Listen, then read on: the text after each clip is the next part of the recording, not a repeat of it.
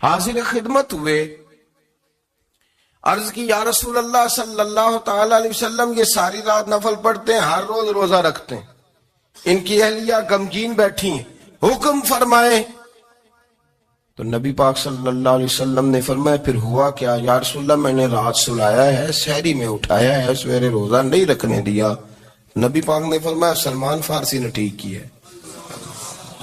سلمان فارسی نے ٹھیک کیا۔ پھر حضور نے فرمایا، نبی کریم نے فرمایا ابو درداء تیرے اوپر اگر اللہ کا حق ہے، اس کے رسول کا حق ہے، دین کا حق ہے، تو فرمایا تیری آنکھ کا بھی تیرے اوپر حق ہے، تیرے وجود کا بھی تیرے اوپر حق ہے۔ یہ حضور نے فرمایا تیرے بچوں کا بھی تیرے اوپر حق ہے، تیری بیوی کا بھی تیرے اوپر حق۔ اس حق کو بھی سمجھے، حقوق اللہ بھی ہیں، پر تیری آنکھ کا بھی تیرے اوپر کیا مانا کہ تیری آنکھ سونا چاہتی ہے تو اسے سلا بھی، تیرے وجود کا بھی تیرے اوپر حق ہے، تو تیرا وجود آرام کرنا چاہتا ہے تو اسے آرام بھی کرا۔ اور پھر وہاں نبی پاک صلی اللہ علیہ وسلم نے فرمایا میں تم سب سننا یہ لفظ حدیث کے، حضور نے اسی موقع پر فرمایا میں تم سب سے زیادہ اپنے رب کو جانتا ہوں اور میں تم سب سے بڑھ کر اپنے رب سے ڈرتا ہوں۔ حضور فرمانے لگے میں روزہ بھی رکھتا ہوں، افطار بھی کرتا ہوں، یعنی کبھی رکھتا ہوں اور کبھی نہیں رکھتا۔ فرمایا میں نفل بھی پڑھتا ہوں اور اپنی بیویوں کو وقت بھی دیتا ہوں۔ سرکار مسجد میں بھی آتے تھے، نواسوں کے ساتھ کھیلا بھی کرتے، ان کے ساتھ پیار بھی کرتے۔ تو اتنے بڑے حقوق حضور نے بیان فرمائے عورتوں کے کہ تمہاری بیوی کا بھی تمہارے اوپر۔ لو ایک حدیث بخاری کی اور یہاں بیان کر دیتا ہوں۔ ایک شخص نے آ کے عرض کی یا رسول اللہ صلی اللہ تعالی علیہ وسلم جہاد کے لیے تیاری ہو گئی ہے، صفیں بن رہی ہیں، مجاہدین کی تیاری ہے، تو میرا بھی نام لکھ دیا گیا ہے مجاہدوں کی لسٹ میں، لیکن یا رسول اللہ صلی اللہ تعالی علیہ وسلم میری بیوی نے حج کی تیاری کر لی ہے اور میرے دوستوں نے صحابہ نے میرا نام مجاہدین کی لسٹ میں لکھ دیا، تو میرے لیے کیا حکم ہے؟ یہ بخاری مسلم ہے۔ تو نبی پاک صلی اللہ تعالی علیہ وسلم نے فرمایا جہاد پہ کوئی اور چلا جائے گا تو بیوی کے ساتھ حج کرنے جا، اسے محرم کی ضرورت ہے، وہ تیرے بغیر کیسے جائے گی؟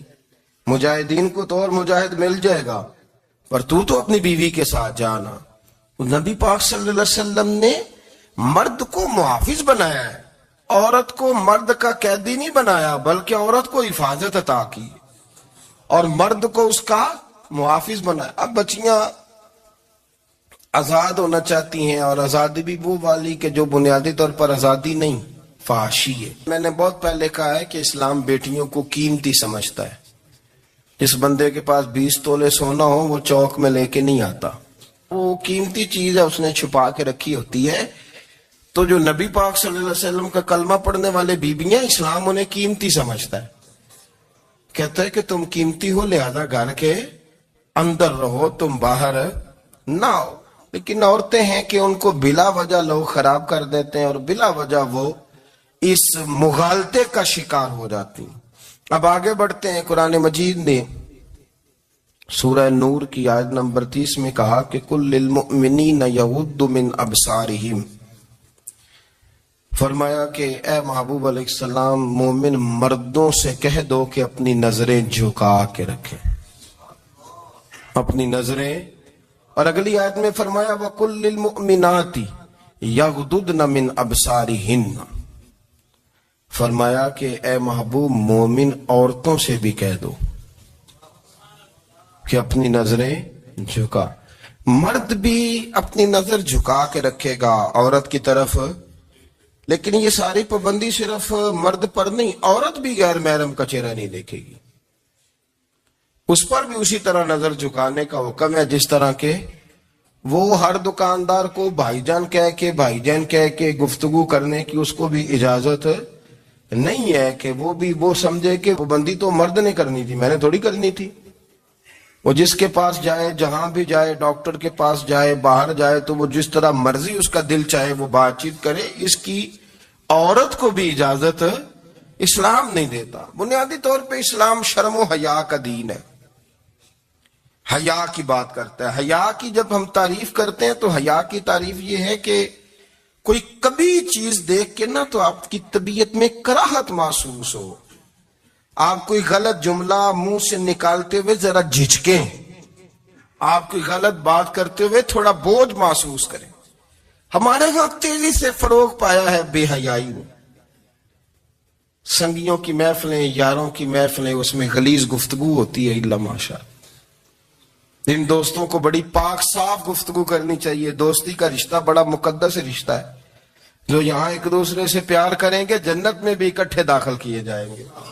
شرط یہ ہے کہ پیار اللہ رسول کی رضا کے لیے ہو، لیکن اس کے اندر اگر آپ کی گفتگو کچی ہو، کمزور ہو، فحاشی والی ہو، عریانی والی ہو، وہ ہمارے ہاں تو اب اس کو لوگ فیشن سمجھتے ہیں، اس کو مردانگی کی علامت سمجھتے ہیں کہ وہ جی ساری باتیں جی وہاں ہو گئی، اور جس کا جو جی چاہا اس نے کہا۔ آپ جب حیا کے دائرے میں ہوتے ہیں تو آپ خود بھی سکون محسوس کرتے ہیں۔ دیکھیں نا، آپ کو نیند سکون سے کہاں آتی ہے؟ جہاں کمرہ بند ہو، چاروں جانب دیوار ہے، اوپر چھت ہے، خالی دروازہ بھی کھلا ہوا ہونا تو جب بندہ سکون لینا چاہتا ہے تو کہتا ہے یار ذرا دروازہ ذرا بند کر دو۔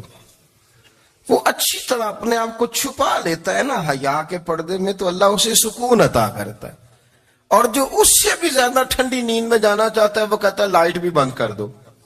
اب وہ مکمل طور پہ سمجھتا ہے کہ میں چاروں جانب سے چھپ گیا ہوں، اگر میں کھل کے بھی سو جاؤں گا تو میرا چونکہ پردہ قائم ہے تو مجھے کوئی دشواری نہیں ہوگی۔ آپ جب چھپ جاتے ہیں، جب آپ حیا کے اندر سمٹ جاتے ہیں، جب آپ چادر کے اندر آ جاتے ہیں تو آپ بہت ساری جگہوں پہ آسانی محسوس کرتے ہیں۔ تو حیا تو آپ کو سکون دیتی ہے، حیا تو دل کو راحت دیتی ہے۔ میں بڑی ذمہ داری سے بات عرض کرتا ہوں، قرآن مجید نے نا ایک مقام پہ مذاق کو، ایک مزاح ہوتا ہے خوش طبی، وہ نہیں، مذاق اڑانا، قرآن پاک نے نا مذاق کو ایک جگہ پہ جاہلوں کا طریقہ بھی قرار دیا ہے۔ آپ کو پتہ ہے کہ جو آدمی کسی کو لالچ دیتا ہے تو کسی کو لوٹنے کے لیے اسے لالچ دینا بڑا ضروری ہوتا ہے۔ لوگ پہلے لالچ دیتے ہیں پھر لوٹتے ہیں، پہلے مکمل لالچ دیتے ہیں، یہ چیز مل جائے گی، یہ چیز مل جائے گی، لوگ مکمل لالچ دیتے ہیں، اس کے بعد پھر لوٹتے ہیں۔ اور اگر لالچ نہ دیں تو کوئی آدمی قابو آئے گا؟ لوگ لوٹتے ہیں لالچ دے کر۔ اچھا، اب وہ جو جس کو لالچ دیا جا رہا ہوتا ہے وہ کہہ رہا ہوتا ہے کہ نہیں نہیں تمہیں نہیں پتا، وہ اس وقت ماننے کو تیار نہیں ہوتا، وہ کہتا ہے اتنی خوبصورت باتیں کر رہا ہے، اتنی اچھے پیغام دے رہا ہے، تم میرے دشمن ہو، تم مجھے منع کر رہے ہو۔ ہوش تب آتی ہے کہ جب سب کچھ لٹ جاتا ہے۔ عورت کو ویسے بھی قابو کرنا بڑا آسان ہوتا ہے۔ اعلیٰ حضرت بریلوی رحمت اللہ علیہ فرماتے ہیں بیٹیاں نازک شیشیاں ہوتی ہیں، ان کو تو ذرا سی چوٹ لگے تو ٹوٹ جاتی۔ دیکھیں کتنا بڑا جملہ کا بریلی کے امام، نازک شیشیاں، ذرا کوئی آدمی گمراہ کرتا ہے، ذرا خراب کرتا ہے۔ اب دیکھیں نا، یہ جو بچیوں کو بچے مس گائیڈ کرتے ہیں، انہیں بڑے بڑے خواب دکھاتے ہیں، وہ بیچاری ماں باپ کو چھوڑ کے، بہن بھائی کو چھوڑ کے اس کے ساتھ شادی کرتی ہے، پھر جو اس کا بعد میں حشر ہوتا ہے، آپ ادلیاں نو سردار پہن تکے تے شرما والیاں نو چوٹے ڈولیاں دے۔ پھر وہ بیچاری ماں باپ رکھتے نہیں، وہ ظلم کرتا ہے، تو کتنی بڑی تکلیف میں وہ بچی آ جاتی۔ نازک شیشی ہوتی ہے نا تو ٹوٹ جاتی۔ یہی حال اب جدید خواتین اور یہ جو کچھ اینکر پرسن ہیں، یہ اصل میں نا یہ آپ کو سیاست سکھاتے ہیں، لیکن یہ مادر پیدر آزاد لوگ ہیں، بالکل آزاد۔ یہ تو علماء شور نہ کریں، بات نہ کریں، گفتگو نہ کریں، مشائخ بات نہ کریں، اور یہ جو کچھ سنجیدہ اور دینی طبقہ ہے یہ کوئی شور نہ کرے، یہ تو روڈوں پہ ننگے ہو کے آ جائیں معاذ اللہ۔ خوفناک نظریہ رکھتے ہیں یہ لوگ۔ عورت کو کہتے ہیں تیرے حقوق ہم تجھے لے کے دیں گے، مثلاً وہ کون سا حق ہے جو تم نے لے کے دینا ہے؟ میرے نبی کریم صلی اللہ علیہ وسلم اس کو بیٹی بھی بنایا ہے، اس کو بہن بھی بنایا ہے، اس کو ماں بھی بنایا ہے، اسے بیوی کا عالی شان رتبہ بھی عطا فرمایا ہے۔ اور چونکہ بیٹی کا بھی حق بڑا بیان کیا جاتا ہے، بہن کا بھی، ماں کا بھی، اور بیوی کے معاملے میں لوگ سمجھتے ہیں کہ زیادہ بات نہیں کرنی چاہیے، شاید مسئلہ خراب ہو جائے۔ حالانکہ نبی پاک صلی اللہ تعالی علیہ وسلم نے بیوی کے بارے میں پتہ کیا فرمایا؟ فرمایا جب تم نکاح کر لیتے ہو تو اپنا ایمان محفوظ کر لیتے ہو۔ اب میں اس کی شرح نہیں کرتا، اب خود کر لیجئے گا کہ وہ ایک ایسی شخصیت ہوتی ہے کہ جس کی موجودگی میں آپ کا ایمان محفوظ ہے۔ اب میں نہیں سمجھتا کہ اس سے بڑی بات کوئی اور ہو سکتی ہے، جس کی موجودگی میں آپ کا ایمان، اور بھئی یہ حدیث پاک عرض کر رہا ہوں، نکاح جب کوئی کر لے تو اس نے اپنا ایمان مکمل کر لیا۔ اس کا معنی یہ ہوا کہ آپ کا ایمان محفوظ ہے اس کی موجودگی میں۔ تو اس سے زیادہ بھی، یعنی ایمان سب سے قیمتی چیز ہے نا، تو اس کے محفوظ ہونے کی وجہ حضور نے نکاح بیان کر دی۔ اب میرا خیال ہے بیوی اگر کوئی اس سے بڑا حقوق مانگے گی تو بیوقوفی کرے گی۔ اتنا بڑا درجہ نبی کریم نے اسے عطا کر دیا، اتنا بڑا مقام دے دیا کہ تو خامد کے ایمان کے محفوظ ہونے کا ذریعہ بن گئی ہے۔ عورت کو جو حقوق رسول کریم صلی اللہ تعالی علیہ وسلم نے عطا فرمائے، نبی پاک نے جو حقوق دیے، دیکھیں نا، حضرت عبداللہ ابن عمر رضی اللہ تعالیٰ عنہ کی اہلیہ بیمار تھی، تو جلدی سے وہ آئے، تو جب بہت جلدی ہو، سفر بڑا شدید تھا، تو آپ نے جلدی سے نماز ادا کی، جلدی سے چلے۔ آپ کے خادم کہنے لگے حضور خیریت ہے؟ فرمایا میری بیوی بیمار ہے۔ تو اس نے عرض کی حضور آپ کی اہلیہ بیمار ہے، تو آپ نے نماز بھی جلدی سے پڑھی، سفر بھی جلدی کیا۔ تو فرمانے لگے یہ وہ چیزیں ہیں جو ہمیں مدینے والے رسول نے سکھائی ہیں۔ آپ اس کیفیات کو سمجھیں کہ حضور صلی اللہ علیہ وسلم نے درس دیا۔ اور پھر ایک اور بہت بڑی بات، یہ فضیلت کسی اور کو نہیں دی، جو عورت کو حضور نے فضیلت دی، یہ فضیلت کسی اور کو نہیں دی۔ کبھی حضور نے فرمایا کہ تمہارا ابا تمہارے ساتھ بہت سخت رویہ کرے تو تم نے اس کو اس سختی پر داد دینی ہے؟ فرمایا چلو اگر وہ زیادتی بھی کرے تو تم نے اس کے ساتھ سلوک اچھا ہی کرنا ہے۔ لیکن آپ ایک بات کو سمجھے نا کہ بچے کے بارے میں، بیٹے کے بارے میں، بیٹی کے بارے میں فرمایا 10 سال کے ہو کے نماز نہ پڑھے تو سختی کرو، تمہارا ڈنڈا بھی لٹکنا چاہیے۔ بہت ساری جگہوں پہ بہت سارے لوگوں کے لیے سختی کا حکم دیا، لیکن عورت کے لیے حضور نے جو جملے کہے، اصل میں ہم سمجھتے ہیں کہ یہ ایک بات ہے، مشہور ہو گئی ہے روایت حدیث، تو بس اس کے پس منظر پر اور جملوں کے حسن پر شاید معاذ اللہ غور کرنے کی ضرورت نہیں۔ ذرا اس لفظ کی تاثیر پر غور کریں۔ حضور نے فرمایا عورت ٹیڑھی پسلی سے پیدا کی گئی ہے، یہ ٹیڑھی ہے، کو سیدھا کرنے کی کوشش کرو گے تو ٹوٹ جائے گی۔ تو حضور پھر ہمارے لیے حکم کیا ہے؟ فرمایا جیسی ہے تم اسی کے ساتھ نبھا کرو۔ آپ سمجھیں کہ اتنا محفوظ حضور نے درجہ دے دیا بی بی کو، اتنا محفوظ کہ فرمایا غلطی بھی ہو تو میرے غلاموں تم اس کے ساتھ نبھا کرو، گزارا کر لو۔ کو کیا اور حق چاہیے عورت کو، جس کو اس کی غلطیوں سمیت نبی پاک نے قبول کرنے کا حکم دے دی کہ اس کی کمزوریوں سمیت قبول کر لو۔ اب اس کو اور کیا، کوئی کمزوریوں سمیت قبول کرتا ہے؟ کبھی آپ دکان پہ بیٹھے ہو تو آپ کہیں بھی اس میں یہ بھی غلطی، میرے مال میں یہ بھی کمزوری ہے، یہ بھی کمزوری ہے، یہ بھی کمزوری ہے، تو کر لے قبول؟ کرتا ہے کوئی؟ کوئی شخص ایسا ہو جو کسی چیز کی کمزوریاں بیان کر کے کہ اسے قبول کرو؟ پر رسول کریم صلی اللہ تعالی علیہ وسلم نے نا ہمیں سبق دیا، حضور نے ہمیں درس دیا، نبی پاک نے ہمیں پیغام دیا۔ فرمایا یہ ٹیڑھی ہے، سیدھی کرنے کی کوشش کرو گے تو بیچاری ٹوٹ جائے گی، تو اس کے ساتھ نبھا کر جاؤ۔ آپ میری بات کو سمجھیے گا۔ چلیں میں اس پر ایک اور بخاری مسلم کی حدیث پڑھتا ہوں۔ حضرت سلمان فارسی رضی اللہ تعالیٰ عنہ اور حضرت ابو دردہ کے درمیان بھائی چارہ تھا۔ مکے سے مدینے جب لوگ آئے تو حضور نے بھائی بھائی بنایا تھا۔ ان کے درمیان بھائی چارہ تھا تو ابھی پردے کی آیات نازل نہیں ہوئی تھی تو لوگ ایک دوسرے کی طرف جاتے تھے. حضرت سلمان فارسی رضی اللہ تعالیٰ عنہ حضرت ابو دردہ رضی اللہ تعالیٰ عنہ کے گھر میں تشریف لے گئے تو دیکھا کہ ان کی بیوی بڑی غمگین بیٹھی ہیں. تو آپ نے فرمایا بہن کیا ہوا؟ تو کہنے لگی تمہارے بھائی کو دلچسپی کوئی نہیں رہی، ہر روز روزہ رکھ لیتا ہے اور ساری رات نفل پڑھتا ہے. حضرت سلمان فارسی کہنے لگے ٹھیک ہے کر لیتے ہیں بندوبست. نماز دین ہے کہ نہیں؟ دین ہے نا یہ چیزیں. لیکن حضرت سلمان فارسی جناب ابو دردہ سے کہنے لگے آج میں نے تیرے گھر میں رہنا رات کو، کیونکہ وہ تو ساری رات نماز پڑھتے تھے، نفل پڑھتے تھے. انہوں نے کہا ٹھیک ہے. ایک بستر لا کے بچھا دیا حضرت سلمان فارسی کے لیے. سلمان فارسی فرمانے لگے دوسرا بھی لا. کہا وہ کیا کرنا ہے؟ فرمانے لگے تو نے بھی سونا ہے، میں نے بھی سونا ہے، تو نے بھی سونا ہے. عشاء پڑھیں گے اور پھر دونوں سوئیں گے. کہا میں نے تو نماز پڑھنی ہے. فرمایا تہجد کے وقت اٹھ کے پڑھیں گے، اللہ کے رسول بھی رات آخری حصے میں جا کے نماز پڑھتے. ادھر ساتھ سلا لیا. وہ تھوڑی کو دیر سوئے، اب عادت تھی ساری رات اٹھنے کی، ذرا اٹھنے لگے بستر سے تو حضرت سلمان فارسی فرمایا چپ کر کے سو جا، وہ بڑی رات پڑی ہوئی، چپ کر کے سو جا. وہ لیٹ گئے، پھر اٹھنے لگے تو فرمایا سو جا چپ کر کے، بڑا ٹائم ہے. سحری کے وقت اٹھے، نفل پڑھے.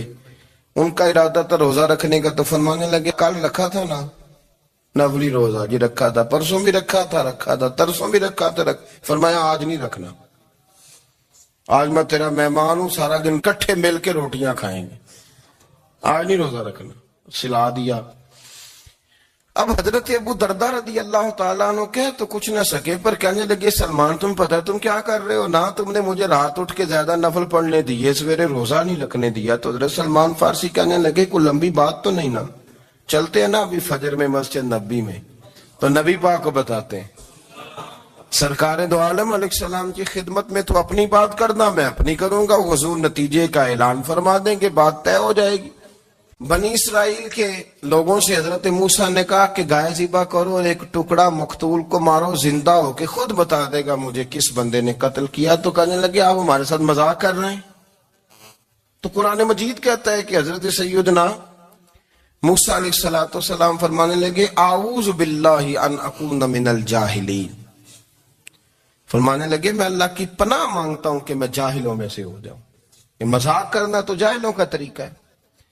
اگر آپ کی زبان سے بے حیائی کا جملہ نکل گیا، اگر آپ کی زبان سے بے حیائی کا جملہ نکل گیا، آپ نے کہہ دیا کہ ہم آزاد لوگ ہیں، جو مرضی کریں گے، جو مرضی کہیں گے، جو ہمارا دل میں آئے گا کریں گے، تو پھر تو لوگ آپ کا وہ اشر کریں گے کہ آپ سے برداشت ہی نہیں ہوگا. جس کا لوگ مذاق بنا لیتے ہیں اور جو مذاق بن جاتا ہے پھر اسے کوئی جینے دیتا ہے. آپ حیا کی چادر میں چھپیں گے تو بچیں گے.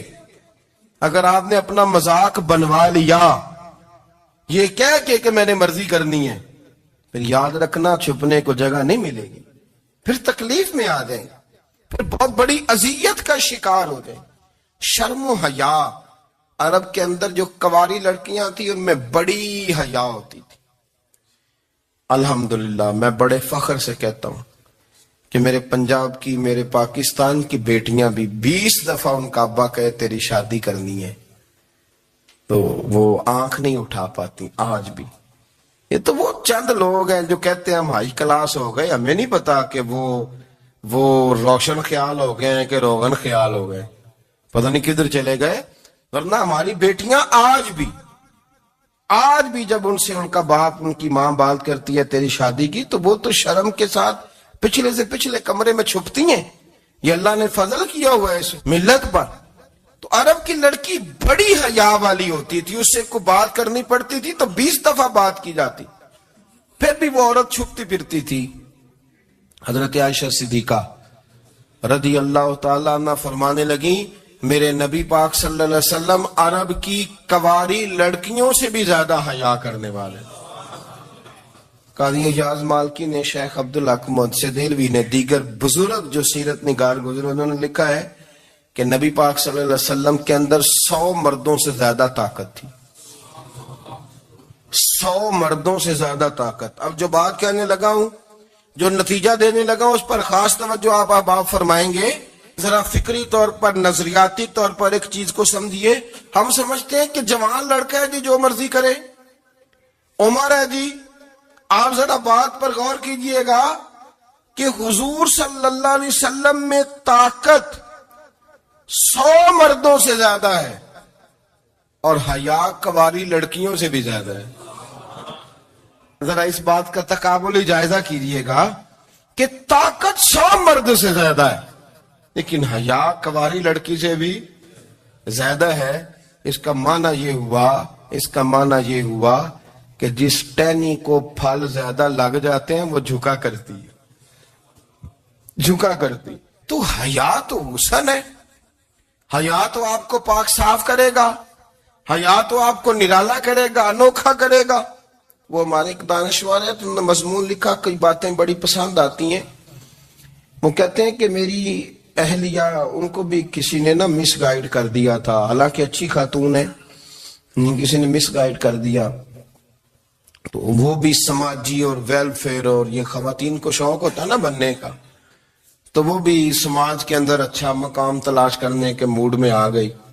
تو کئی ایک دن جانا تھا تو بڑی بن سنور کے میرے ساتھ وہ گاڑی میں بیٹھ گئی. تو میں گاڑی میں, عورتوں کو یہ بھی مسئلہ ہوتا ہے نا کہ ہماری تعریف کرو, تو کئی دفعہ بعض مردوں بیچاروں کو جھوٹ بولنا پڑتا ہے, تو زبردستی کراتی ہیں نا جی. تو اس میں گنجائش بھی دی ہے شریعت نے گنجائش دی ہے کہ کبھی بیوی کو راضی کرنے کے لیے خلاف واقعہ بات کرنی پڑے تو کر لینی چاہیے. تو وہ کراتی بھی ہیں. 3 موقع پر خلاف واقعہ بات کرنے کی اجازت ہے. واقعے کے خلاف بھی آپ بات کر سکتے ہیں. جنگ کے موقع پر 2 لوگوں کو صلح کرانے کے لیے اور بیوی کو راضی کرنے کے لیے کر لیں کوئی ایسی بات, بے شک اپنی طبیعت پہ جبر کر کے کر لیں, گنجائش ہے, اجازت ہے. تو وہ کہتے ہیں جب وہ گاڑی میں میرے ساتھ بیٹھی بن سنور کے, تو وہ تقاضا کرنے لگی کہ میں نے مطلب بڑے اچھے کپڑے پہنے ہیں پر آپ نے توجہ نہیں کرائی. تو وہ سیانا بندہ تھا, وہ چاہ رہا تھا کہ میری خاتون سمجھ جائیں. وہ کہتے ہیں مجھے پتا تھا کہ بیچاری مس گائیڈ ہو گئی ہے, دل کی بڑی اچھی ہے, سیانی ہے, لیکن اس کو نا کچھ خواتین نے, کچھ لوگوں نے مل کے اس کو ذہن غلط کر دیا ہے کہ سماج میں نکلو, باہر جاؤ, کام کرو, فلاں کرو, اپنی مرضی سے جیو. تو میرے ساتھ گاڑی میں بیٹھی کہیں جانے کے لیے, تو مجھ سے کہنے لگی کہ آپ نے میری طرف توجہ ہی نہیں کی, آپ نے کوئی ذکر ہی نہیں کیا کہ میں کیسی لگ رہی ہوں. تو وہ کہتے ہیں میں نے اسے کہا کہ اگر تو ناراض نہ ہو تو پھر میں صحیح والی تعریف کر دوں. تو اس نے کہا کہ آپ کر دیں. تو کہتے ہیں میں نے درد سے اور خلوص سے اپنی بیوی سے کہا, خلوص کے ساتھ. میں نے کہا میں تو روز گھر ہوتا ہوں, روز شام کو گھر ہوتا ہوں, اگر تو میرے لیے تیار ہوتی تو میں تیری تعریف کرتا, لیکن آج تو باہر جانے کے لیے تیار ہوئی ہے, تو پھر ان سے تعریف کی امید رکھ جن کے لیے تو نے تیاری کی ہے. میرے لیے تیاری کرتی تو میں تو ہر شام تیرے پاس ہوتا ہوں. کہتے ہو میرے لفظوں میں درد تھا تو وہ بھی رو پڑی. اور کہنے لگی آپ گاڑی روک دیں, مجھے باہر جا کے کسی کو راضی نہیں کرنا, میں نے اسے راضی کرنا ہے جس کو رب کریم نے میرا شوہر بنایا ہے اور میرے لیے منتخب کیا ہے میرے ماں باپ کو. میں واپس لوٹتی ہوں. یہ ایک پہلو ہے سلگتا ہوا, اس کو سمجھا جائے. رسول کریم صلی اللہ علیہ وسلم عرب کی کنواری لڑکیوں سے زیادہ حیا والے تھے, کنواری لڑکیوں سے زیادہ حضور حیا فرمایا کرتے تھے. جب خانہ کعبہ کی مکہ شریف میں تعمیر ہو رہی تھی نا, اہل عرب اس کو تعمیر کر رہے تھے, تو نبی پاک صلی اللہ علیہ وسلم اپنے چچا حضرت عباس کے ساتھ خانہ کعبہ کی تعریف میں مصروف تھے. تو عرب کے لوگ چونکہ لمبا کرتا پہنتے تھے پیروں تک, تو نیچے اگر کسی وقت کوئی چیز نہیں بھی ہوتی تھی تو کسی کو وہ نظر نہیں آتی تھی, چونکہ پردہ رہتا تھا, لمبا کرتا پہنا ہوا ہوتا تھا. تو جب بچے, سرکار کی عمر مبارک بھی ابھی تھوڑی تھی, تو اس طرح بچے جب نکلتے تو وہ کئی دفعہ اپنی تہمت اتار دیتے نیچے سے, اور کوئی مزدوری کرنے لگتے تو 3-4 طے کر کے نا تہمت کی کندھے پہ رکھ لیتے, جس طرح کبھی دیہاتوں میں لوگ کپڑا سر پہ رکھتے تھے کہ اوپر اگر کوئی وزنی چیز رکھیں گے تو وہ تکلیف نہیں دے گی. نبی پاک صلی اللہ علیہ وسلم بھی سب لوگوں کے ساتھ خانہ کعبہ کی تعمیر میں شامل تھے. تو حضرت عباس رضی اللہ تعالیٰ عنہ نے کہا حضور سے، ابھی اللہ نے نبوت بھی نہیں فرمایا تھا، بھتیجے آپ بھی تامد اتاریے، یہ صحیح مسلم میں حدیث موجود ہے، اور اس کو کندھے پہ رکھ لیجیے، آپ اینٹیں اٹھا اٹھا کے لا رہے ہیں تو ذرا آپ کو تکلیف نہیں ہوگی۔ تو سرکار دو عالم صلی اللہ علیہ وسلم سے یہ بات کہی، اور پھر جلدی سے حضور کی تہمت کو نکال کے نا، حالانکہ لمبا کرتا پہنا ہوا ہے، تو وہ جیسے ہی ان کے کندھے پہ رکھا اینٹیں رکھنے کے لیے، تو سرکار تو زمین پہ گر گئے، بے ہوش ہو گئے، آنکھیں آسمان کی طرف، اور پھر حضور پکار رہے ہیں آزاری آزاری آزاری، میرا تامت دے دو، میرا تامت دے دو۔ کبھی کوئی شخص اس وجہ سے بھی بے ہوش ہوا ہے کہ میرے وجود سے کپڑا اتر گیا ہے؟ حالانکہ سرکار پر وہ بے ہوشی بھی نبی پاک کا وہ جو غلبہ ہے نا شرم و حیا کا، اس کی وجہ سے ہوئی، ورنہ تو حضور فرماتے ہیں کہ میری آنکھیں سو جاتی ہیں، دل تو میرا اس عالم میں بھی جاگتا رہتا ہے۔ تو سرکار زمین پہ تشریف لے آئے، آنکھیں میرا تامت دے دو، میرا تامت دے دو، تو جلدی سے انہوں نے تامت دیا تو حضور نے باندھ لیا۔ پھر طبیعت مبارک میں تسلی ہوئی، یعنی ہم اس رسول کے غلام ہیں کہ جن کے تو وجود سے کپڑا اتر جائے تو حضور برداشت نہیں کرتے، قبول نہیں فرماتے، تکلیف شروع ہو جاتی۔ لیکن یہاں نوجوان ہیں اور بڑا قد کاٹ ہے اور بڑے بڑے سمجھدار لوگ ہیں، گرمی آتی ہیں تو شارٹ کپڑے پہن کے گھومتے ہیں، ان کو خیال نہیں کہ یہ وہ والا لباس ہے جو باہر تو کیا گھر میں اماں کے سامنے نہیں پہننا چاہیے، بہنوں اور بیٹیوں کے سامنے نہیں پہننا چاہیے، آپ کی گفتگو میں شرم و حیا ہو، آپ کے لب و لہجے کے اندر حسن ہو۔ آپ کو پتہ ہے نبی پاک صلی اللہ علیہ وسلم نے فرمایا میری امت میں سب سے زیادہ حیا کرنے والے عثمان غنی ہیں، عثمان غنی سب سے زیادہ حیا کرنے والے۔ آپ فرمایا کرتے تھے جب سے حضور کا چہرہ دیکھا ہے میں نے کبھی اپنی شرمگاہ بھی نہیں دیکھی، میں نے آنکھوں کا وضو نہیں توڑا، اور جب سے حضور کے دست مبارک میں نے بیعت کے لیے سیدھا ہاتھ بڑھایا تو پھر سیدھا ہاتھ میں نے کبھی گندگی کو نہیں لگایا۔ حیا، آپ باتھ روم کے اندر بھی غسل فرماتے تھے تو کپڑوں سمیت کرتے تھے۔ کسی نے کہا حضرت جی واش روم کے اندر کیوں نہیں کپڑے اتارتے؟ آپ فرمانے لگے باہر بندوں سے حیا کرتا ہوں، اندر جاتا ہوں تو رب سے حیا آنی شروع ہو جاتی، وہ تو دیکھ رہا ہے نا۔